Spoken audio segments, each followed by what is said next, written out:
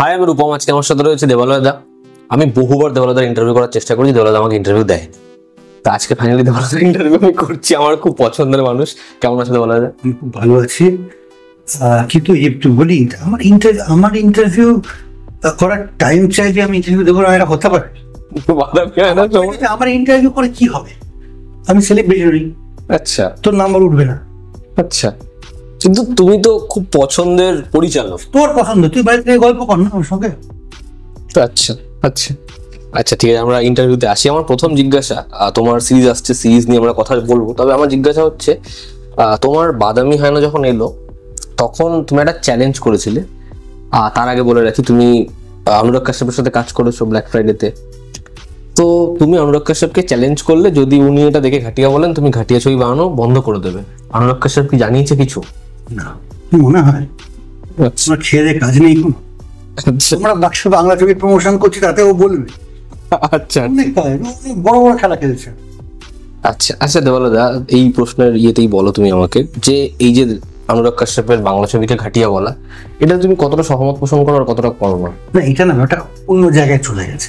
আচ্ছা, প্রথমত একজন বাইরে থেকে এসে একটা র্যান্ডম একটা কথা বলে চলে গেল, তাতে আমরা সিরিয়াসলি নিচ্ছি কেন? সে সত্যি কি দেখেছে বাংলা ছবি? কটা দেখেছে? কোনটা দেখে বলছে?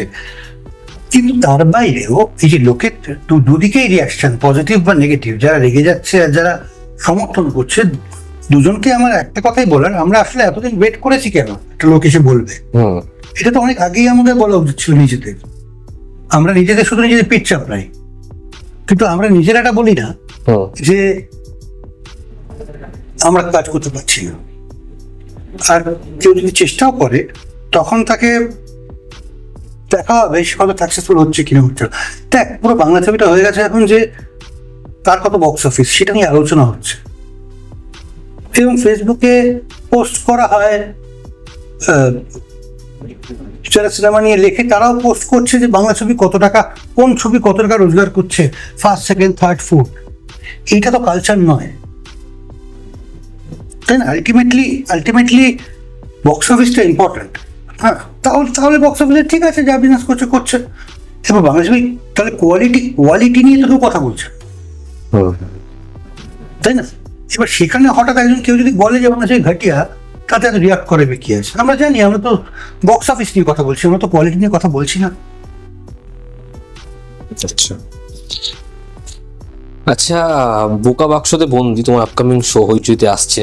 তুমি একটা কথা বলো, এই যে রিসেন্ট টাইমসে ওয়েব সিরিজকে সিরিয়াল বলা হয়, আমি নিজে বহুবার বলেছি, তোমার যদি আমাকে বকাটা সামনেই বকো না, বল। বহু সিরিজকে এরকম ভাবে টিভি সিরিয়াল বলা হয়, তা তুমি কি এই বিষয়ে অবগত? অফকোর্স। এবং তোমার মনে হয় যে তোমার যে কাজগুলো হয়, যেমন হচ্ছে মন্টু পাইলট বলি বা ইন্দুবালা ভাতের হোটেল, সেটা তো একটা মানে মাইলস্টোন অ্যাচিভ করেছে, তা সেই কাজগুলোকে কিন্তু কেউ সিরিয়াল বা সেটার মেকিং দেখে সিরিয়াল বলে না। কিন্তু বহু এমন সিরিজ আছে, শুধুমাত্র একটা প্ল্যাটফর্মের নয়, আমাদের বাংলার প্ল্যাটফর্মের গুলোর ক্ষেত্রেই মূলত, যেখানে দেখলেই আমাদের মনে হয় টিভি সিরিয়াল। সেখানে তুমি একটা সিরিজ বানাচ্ছ, যেখানে শেষে লেখা আসছে দেবালয় ভট্টাচার্যের সিরিজ, তারপরে সিরিয়াল। তো এটা কি একটা পোকিংও? একদমই। আচ্ছা, এটা নিয়ে বিস্তারিত আলোচনা করে দিতে হবে। এক নম্বর হচ্ছে, আমি প্রথম থেকে আমার সমস্ত অ্যাক্টর, অ্যাক্ট্রেস, আমার ক্রু, কাস্ট সবাইকে একটা কথাই বলেছি, আমরা কিন্তু সিরিয়াল মিডিয়ামটা নিয়ে কাজ করছি এটার মধ্যে, কিন্তু এটা কোথাও আমরা মক করছি না। আচ্ছা, এটা একটা ফর্ম, এবং আমি কিন্তু সিরিয়ালকে শ্রদ্ধা করি অ্যাজ এ ল্যাঙ্গুয়েজ। আচ্ছা, সেটা ভালো খারাপ সেটা তো পরের প্রশ্ন, এটা একটা ল্যাঙ্গুয়েজ, এবং সেটা একটা আমার একটা বড় দর্শকের একটা এন্টারটেনমেন্টের মিডিয়াম। আমি সেখানে জাজ করতে আসি, আমি ওটা আমার গল্প বলার একটা টুল এবং একটা কন্টেন্ট, ঠিক আছে? এবার তুই কোনটা প্রশ্ন করছিস? তুই কি জানবো এটা নিয়ে আমার বক্তব্য চাস যে বাংলা ওটিটি সিরিয়ালের মতো হয়ে যাচ্ছে? হ্যাঁ, দুটো পয়েন্ট আছে। এক হচ্ছে, আমি এটা পক্ষে বলবো। পক্ষে আমি যদি বলি যে আজকে বাংলা সিরিয়াল 12 ঘন্টা 14 ঘন্টা শুট করতে দেয়, এবং সেইটা বাংলা সিরিজের ওপরে দেওয়া হয়েছে। আচ্ছা, যে আমাকে 14 ঘন্টায় শুট করতে পারবো। প্রথমত এই নিয়মটা করা হয়েছে, এবং বাকি সবার মতো আমিও নিয়মটা মানতে পারতাম। এবং 14 ঘন্টায় আজকে আমি যদি একটু চন্দননগরকে শুট করতে হয়, আমার যাতায়াত যেতেই তো 2 ঘন্টা চলে যাবে, 2 ঘন্টা 3 ঘন্টা চলে যাবে। এবং তারপরে যেই মুহূর্তে 14 ঘন্টা হবে, এখন আর ডিরেক্টর কন্ট্রোল নেই, সমস্ত টেকনিশিয়ানরা ফ্লোর ছেড়ে বেরিয়ে যাবে, আমার যদি সিন আধখানা পড়ে থাকে তাতেও। আচ্ছা, তাহলে এই পরিবেশে কি করে কেউ এক্সপেক্ট করবে যে একটা ভালো কাজ হবে? তাই জন্য সেফ খেলার জন্য এরপরে তো আমি তাই করবো, আমি সিরিয়ালের মতো শুট করবো। আমি কেন কি করে ভালো কাজটা করবো? এক নম্বর। 2 নম্বর হচ্ছে যে আমার অডিয়েন্স যেটা ওটিটিতে জড়ো হচ্ছে, তারা এই এত বছর ধরে যে সিরিয়ালটা দেখতে অভ্যস্ত, তারাও হয়তো কোথাও সিরিয়ালটাই চাইছে। আচ্ছা, সিরিয়ালের মতো প্রজেক্টগুলো নম্বর দিচ্ছে, এবং যারা ওটিটি চালাচ্ছে তাদের কাছে তো এটা অনেক বেটার। এখানে তো অনেক বেশি রেজিমেন্টেড একটা ফরম্যাট কন্ট্রোলে থাকছে। আমি যদি সিরিয়ালের মতো জিনিস দিয়ে 14 ঘন্টা শুটিং করে সিরিয়ালের মতো জিনিস দিয়ে নাম্বার পাই, আমার কি দরকার কোনো রকম সিনেম্যাটিক একটা কোয়ালিটি? এটাই কোয়ালিটি, ওটাই তখন কোয়ালিটি হয়ে যাবে, ওটাই স্ট্যান্ডার্ড হয়ে যাবে, ওটা কোয়ালিটি, ওটাই স্ট্যান্ডার্ড হয়ে যাবে। তারপরে হঠাৎ বাইরে থেকে কেউ এসে ঘাটিয়া বললে তখন তার উপর রাগারাগি। আচ্ছা দেবলতা, তুমি এই যে দিকটা বললে, কিন্তু এই ধরো প্ল্যাটফর্মেরই আরেকটা দিক আছে বাংলাদেশের, বা বাংলাদেশের যে ওটিটি, ওখানকার কাজের মধ্যে কিন্তু আমরা এই জিনিসটা দেখি না। তাই এটা কেন? এক্স্যাক্টলি, বাংলাদেশে একটা নিউ ওয়েভ আছে, ঠিক আছে? বাংলাদেশে নিউ ওয়েভ আসছে সব দিক থেকে, মেকার, রাইটার, আর্টিস্ট, এরা ওটিটিতে, ওদের তো ফিল্মটা নেই, ওটিটিতে জড়ো হয়েছে। এবং কেন ভালো কাজ হচ্ছে, ওরা ইন্ডিপেন্ডেন্ট ফিল্ম কি মতো করে বানায়, ওদের গিল চাপ, যে একটা জল খাওয়ার রাস্তায় দাঁড়িয়ে কেউ কলে জল খাচ্ছে, সেই শটটা নেওয়ার জন্য আমাকে 100টা লোককে নিয়ে গিয়ে ওখানে বসে থাকতে হবে না, 1 ঘন্টার কাজ সেটা 8 ঘন্টা লাগবে। এবং কন্টেন্টের ক্ষেত্রেও ওরা অনেক বেশি ওপেন, কারণ ওরা সিরিয়ালের ফরম্যাটটা এখনো যায়নি। তা হয়তো এদের সিরিয়ালের ফরম্যাটটা এক্সিস্ট করছে না বলে, ওদের ফরম্যাটটা হচ্ছে ঈদের নাটক, সেখান থেকে ওরা সিরিজে উত্তীর্ণ হয়েছে, সিরিয়াল থেকে উত্তীর্ণ করার চেষ্টা করছে ওটিটিতে, তাহলে কেমন সিরিয়ালের মতোই হবে।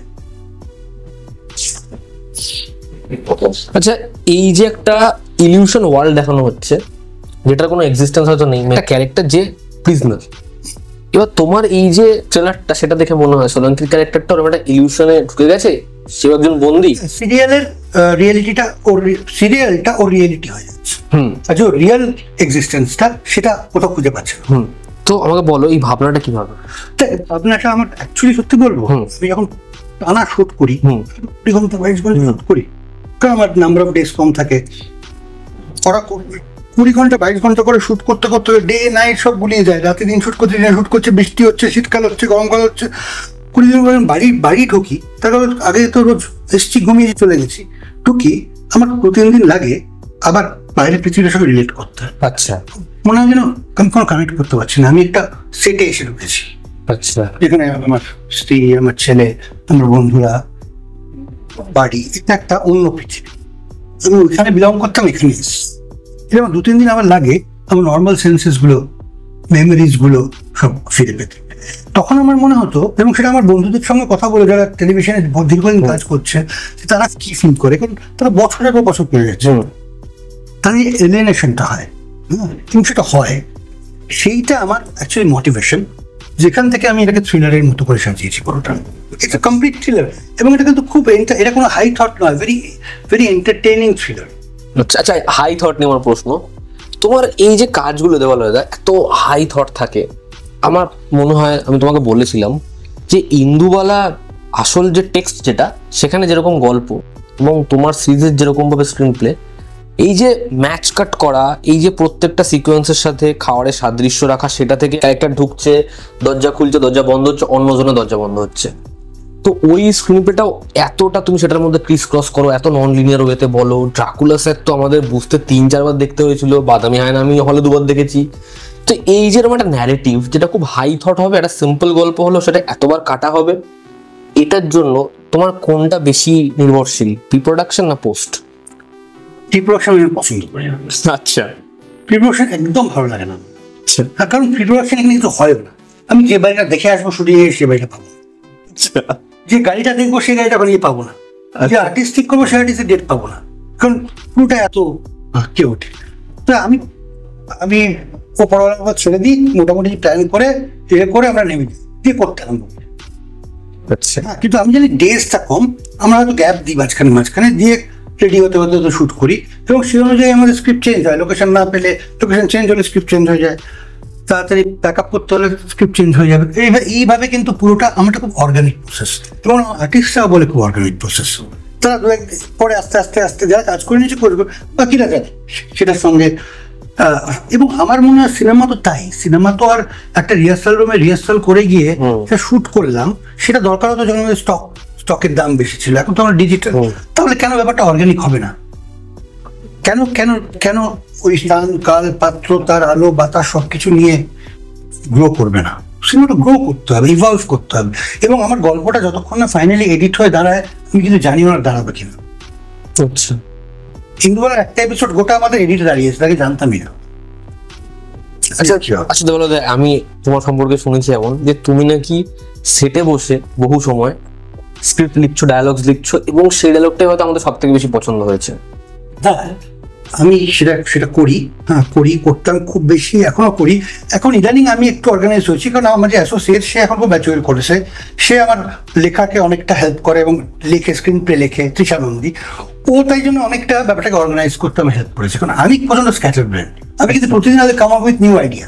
আচ্ছা, আমি প্রতিদিন যাবো, প্রতিদিন নতুন নতুন গল্প, নতুন নতুন আইডিয়া, নতুন সিন, হ্যাঁ করে যেতে পারি। তো ওই ব্যালেন্সটা আসলে আমাদের টিমে, আমার টিম মানে কৃষানন্দী এবং আমাকে সব মিলিয়ে একটা ব্যালেন্স হয়েছে, যেখানে আমি এখন অনেকটা কন্ট্রোল আছি। কিন্তু আমি চাই এটা করতে। সত্যি যদি তুই বলিস, অ্যাজ ইন্ডিপেন্ডেন্ট ফিল্ম মেকার হিসেবে আমি যদি অপারেট করতাম, আমি একটা ছোট্ট টিম নিতাম এবং বেরিয়ে একটা আইডিয়া নিয়ে বেরিয়ে পড়তাম, এবং সিনটা মানে লেখা হতো, লিখতে লিখতে আমরা শুট করতাম। এই this will be the ideal situation that, যেভাবে আমি এটা ছবি বানাতে চাই। আচ্ছা আচ্ছা দেওয়ালদা, তোমার ছবির যেরকম ধরনের এটা কিন্তু আমি নয়, এটা কিন্তু পৃথিবীর অনেক ডিরেক্টর করে। হ্যাঁ এটা তো, হ্যাঁ এটা অনেকের পারসেপশন। ইভেন কাশ্যপ তো নিজেও এটা বিশেষ করে কথা বলছেন, মৃণাল সেন তাই করতেন, ব্যক্তিগত অনেকেই তাই করতেন, মানে বড়দের কথা আমি চুনোপুটি। হ্যাঁ, কিন্তু আমি যে একজনের একটা বেন্ট অফ মাইন্ড থাকে, যে যেভাবে এগোতে ভালোবাসে। তো আমার স্পন্টানিটিটা ভালো লাগে, ইমিডিয়েট ভাবনাটা এইটা ভালো লাগে। আচ্ছা দেওয়ালদা, তুমি যেহেতু একজন পেইন্টার, তুমি যখন শর্ট স্কেচ করো বা শর্ট বানাও, যেমন তোমার সিনেমাতে কলকাতাকে খুব অন্যরকম লাগে দেখতে। আমরা এরকম রঙিন কলকাতা দেখি না, বা এরকম নিয়ন কলকাতা দেখি না। তুমি কি সেগুলো আগে স্কেচ করো না? তোমার কি শর্টের ক্ষেত্রে সেটা শর্ট আগে থেকে প্রি প্ল্যান থাকে? না, এটা একটা ব্যাপার আছে, যেটা হচ্ছে আমার আসলে আমি শর্ট হিসেবে ভাবি না। আচ্ছা, হ্যাঁ, এই যে পেইন্টার, আমি না কত ভালো আঁকতে পারি সেটা পয়েন্ট নয়। আমি পেইন্টার হিসেবে যখন সিরিয়াসলি কাজ করতাম, ফুল টাইম কাজ করতাম, পড়াশোনা করেছি, আসলে আমার এখন বুঝতে পারি আমার যেটা হয়তো পজিটিভ দিক ছিল, আমার ছোটবেলা থেকে একটা জগৎ ছিল মাথায়। হ্যাঁ, সেটা আমি যখন ছবি আঁকতাম, আমি জগৎটাকে আঁকতাম। আমি সিনেমাটা আসলে জগৎটাকে রিপ্রেজেন্ট করার চেষ্টা করি, যেটা আমার এবং দ্য ওয়ে আই সি ইট, এবং সেটা কিন্তু ন্যাচারালি ইভলভ করেছে, আমি যেটা দেখি। এবং আমি যেটা দেখি সেটা আমি তারপরে আনার চেষ্টা করি ভিজুয়ালি থ্রু রেফারেন্সেস থ্রু। এবং সেটা আমার ডিওপি, আমার এডিটর, হ্যাঁ এই যে নন লিনিয়ার ওয়ে থিঙ্কিং, সেটা কিন্তু আমার editor. The way I am seeing, সেটা আমার ডিওপি, রঙ্গ, সংলাপ, আমার অ্যাসোসিয়েট, সবাই মিলে কিন্তু আমরা সেটাকে রূপ দিই। এবং আই হ্যাভ কি বলবো, I have way of looking, যেটা কিন্তু অন্য করার জন্য আমি যে কিছু করি এরকম নয়। আচ্ছা, ওইভাবেই আমি ওইভাবেই দিই। আচ্ছা, এরকম নয় যে অন্য কিছু নন লিনিয়ার করার জন্য আমি বিরাট চিন্তা করছি, না, আমার ভাবনাটাই এরকম টুইস্টেড লোক মাইন্ড। আচ্ছা দেওয়ালদা, তুমি নিজে একজন এডিটর। আমি একটা সংলাপদাকেও জিজ্ঞাসা করেছিলাম, এবং সংলাপদা বলো, অমিত দা বলো, সবাই বলে দেবালয় ভট্টাচার্যের সাথে কাজ করা খুব টাফ, কিন্তু আউটপুট দেখে খুব ভালো লাগে। তুমি একজন নিজে এডিটর, সংলাপদা এডিটর, এবং তোমার সাথে এরা কাজ করে, তোমার কি কখনো কনফ্লিক্ট আসে তাদের সাথে, বা কন্ট্রাডিক্ট করে? তুমি নিজে একজন এডিটর, সে যেরকম হয়, মুখটা থেকেই বন্ধ হয়ে যায়, গালাগালি হয়, চলে গেলাম, আমি চলে গেলাম, আবার ফিরে এলাম, এটাই তো মজাটা। এবং পয়েন্টটা হচ্ছে যে সবাই একটা কথাই বলে, এবং আমি জিজ্ঞেস করি, তুই এত প্রতি কাজ করিস না, চলে যা, কাজ করিস কেন? ওরা একটা কথাই বলে যে আমার কাজ করতে গেলে সঙ্গে হাই পায়, মনে হয় ট্রান্সে থাকি, হ্যাঁ পুরো ট্রিপ করছি মনে হয় সবাই, এইটার জন্যই বারবার ফিরে আসিস না, চলে কাজ করতে হবে। এরা আমার খুবই ক্লোজ, আমরা কয়েকজন কাজ করি, আমার খুবই ক্লোজ বন্ধু আমরা সবাই। হ্যাঁ, আচ্ছা দেবালয়দা, তুমি আমি তোমার ব্যাপারে এটা শুনেছিলাম, এটা আমি জানি না সত্যি, কিন্তু তুমি আমাকে একটু বলো, তোমাকে ইশকিয়া ছবির এডিটের জন্য অ্যাপ্রোচ করা হয়েছিল?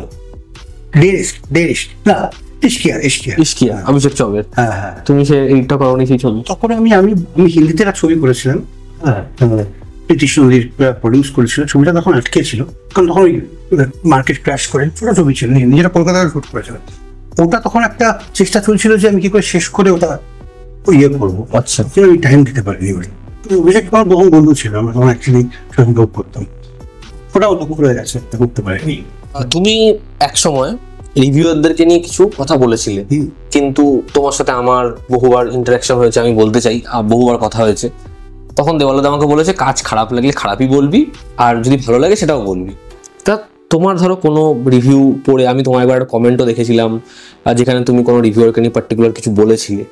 তা তোমার কি এটা মনে হয় যে রিভিউ করার আগে বা রিভিউ যারা করছে তাদের কিছু দায়িত্ব বর্তায়, তাদের কিছু জিনিসপত্র মাথায় রাখা উচিত, না তুমি এটাকে একদম অন্যভাবেই দেখেছো?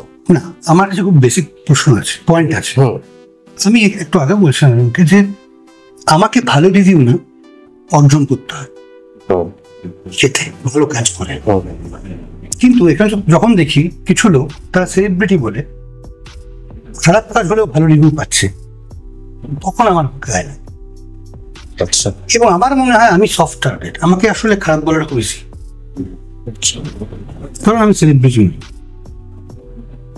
ক্লিয়ার হলো না? ক্লিয়ার করতে হবে, বুঝতে পেরেছি। বুঝতে পেরেছিস?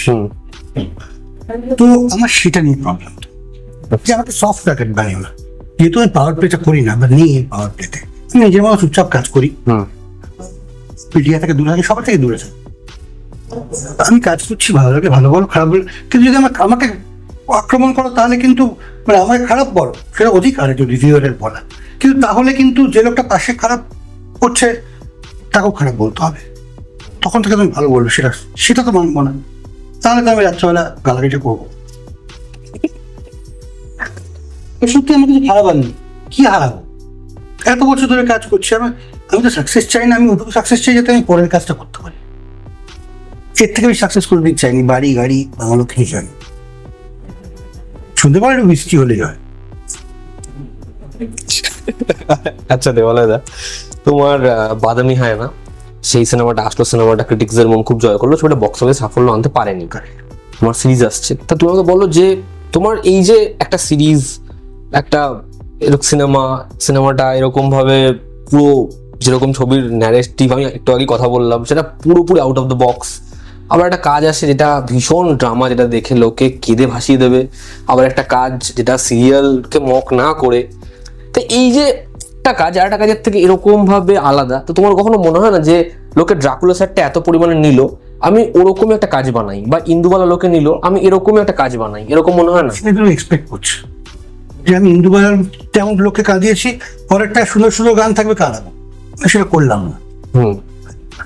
আমার পয়েন্ট সেটাই, এটা রিপিট করতে চাই না। আচ্ছা, কিন্তু করতে হবে এবং করবো, ঠিক করেছি আমি বাড়ি গাড়ি বানাবো,